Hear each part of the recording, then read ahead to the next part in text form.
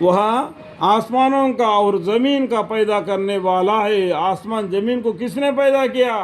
اللہ نے۔ اس کا ڈیٹیل بھی بتلایا، 6 دن میں بنا دیا، 7 آسمان 7 زمین، اور پہاڑوں کو، اور جتنے بھی بیچ میں تم کو دکھائی دے رہے ان سب کو، اور چاند کو، ستاروں کو، سورج کو، زمین کو، آسمانوں کو، سب کو 6 دن کے اندر میں اللہ تعالیٰ پیدا فرما دیا۔ جب اس کو توڑ پھوڑ کرے گا، یعنی قیامت آئے گا، اس ٹائم پر یہ زمین اللہ کے مٹھی میں ہوگی، بائیں ہاتھ میں، اور 7 زمین لپٹے ہوں گے اللہ کے دہنے ہاتھ میں۔ تو لوگ، کوئی جنت میں ہوگا، کوئی دوزخ میں ہوگا، کوئی پل صراط میں ہوگا، تانبے کی زمین ہوگی، سر پر نیزہ پر سورج ہوگا، اور سبھی آدمی اپنے اپنے نام اعمال میں ڈبکیاں، پسینے میں ڈبکیاں مار رہے ہوں گے، اور نام اعمال کے لیے سبھی آدمی قطار بن کے کھڑے ہوں گے۔ اللہ تعالیٰ فرشتوں کو جو جو حکم ہے، جو جو کام ہے ان کو لگا دے گا۔ اس کا مطلب کیا ہے؟ آسمانوں کا اور زمین کا پیدا کرنے والا اس نے کون پیدا کیا؟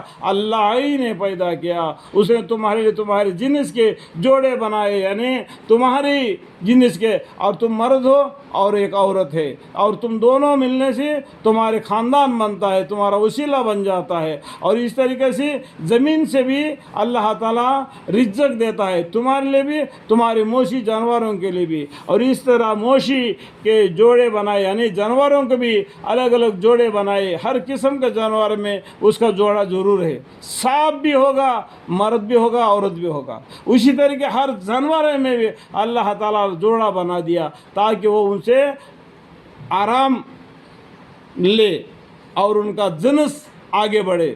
جوڑے ملانے کے ذریعے سے تمہارے نسل چلتا رہتا ہے۔ کوئی چیز اس کے مثل نہیں، اللہ کے مثل کوئی بھی چیز نہیں۔ اتنا بڑا اللہ ہے، اس کو چھوڑ کر ہم کہیں اوروں کو عبادت نہیں کرنا۔ لیس کمثلہ شیء، اور وہی ہر بات کا سننے والا، دیکھنے والا ہے۔ اللہ تعالیٰ ہر بات کا سننے والا۔ سننے کا مطلب کیا ہے؟ اس کا مطلب اللہ کو کان ہے، اور دیکھنے والا ہے، اس کا مطلب کیا ہے؟ اللہ کو آنکھ ہے۔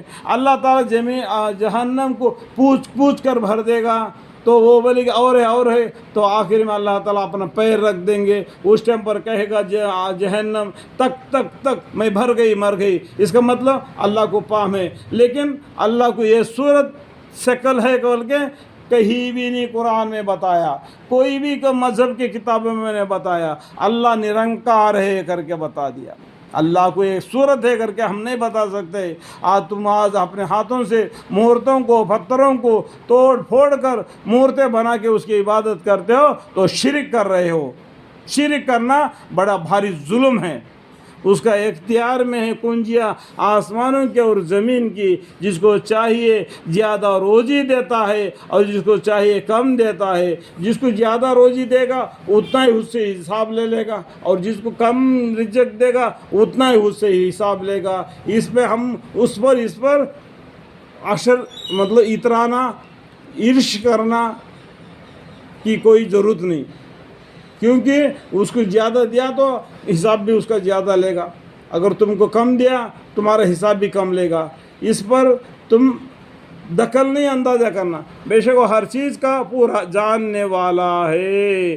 اللہ تعالیٰ نے تم لوگوں کے واسطے وہی دین مقرر کیا ہے، دو دین ہے۔ ان الدین عند اللہ الاسلام، جس کو ابراہیم علیہ السلام نے اور نوح علیہ السلام نے اور آدم علیہ السلام نے اور یوسف علیہ السلام نے، جتنے دیگر پیغمبر نے جو دین اسلام کے راہ پر چلے، وہی دین اللہ نے مقرر کیا ہے، جس کا اس نے نوح علیہ السلام کو حکم دیا تھا، اور جس کو ہم نے آپ کے پاس وہی کے ذریعے سے بھیجا ہے، اور جس کا ہم نے ابراہیم علیہ السلام اور موسیٰ علیہ السلام اور عیسیٰ علیہ السلام کو ان سب کے اتباع کے حکم دیا تھا، اور ان کو کو کہا تھا کہ اس دین کو قائم رکھنا، اس دین اسلام کو قائم رکھنا۔ ہر باپ بھی اپنے بیٹے کو بولنا کہ میرے بیٹے، میرے بعد میں تم دین اسلام پر قائم رہنا، دین اسلام کو چھوڑ کر دیگر مذہب کے ساتھ نہیں رہنا، اللہ کے ساتھ شرک نہیں کرنا۔ یہ بڑا بھاری ظلم ہے ایک باپ اپنے بیٹے کو یہ کہہ دینا، اور ایک باپ اپنے بیٹے کو کتنا زیادہ دیتا ہے، کتنا بھی دو وہ کمی ہے، لیکن ایک باپ اپنے بیٹے کو ایک قرآن پیغام دے دینا اور قرآن کا تعلیم دینا، دین اسلام کا طور طریقہ بتلا دینا، اس پر عمل کرنے والا بنا دینا انشاءاللہ۔ اور اس میں تفریق نہ ڈالنا، اس اسلام کے اندر میں کوئی چیز اپنے طرف سے نہیں ملانا، یہ مکمل ہو چکی ہے۔ آج کے دن اللہ تعالیٰ نے اس دین اسلام کو قبول کر دیا، تمہارا لقب مسلمان رکھ دیا، اس کے اندر کوئی نئی چیز نہ ڈالی جائے گی، اس کے اندر کوئی چیز نکالی نہیں جائے گی، یہ مکمل اسی طریقے سے قیامت تک رہے گا۔ اس کے اندر جو بدعت ڈال دیا اس کا سزا وہ پائے گا۔ اللہم اغفر لی۔